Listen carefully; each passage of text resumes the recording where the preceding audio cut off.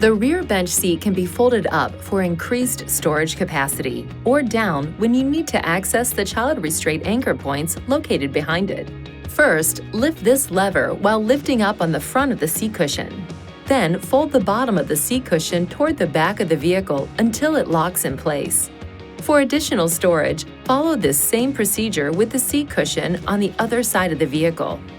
To return the cushions to seating positions, lift the lever to release the seat from the locked position.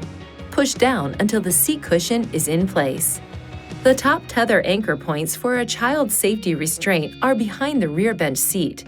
To access them, lift up on this pull strap on the seat back and tilt the rear seat back forward. Please see your owner's manual for important safety information, system limitations, and additional operating and feature information.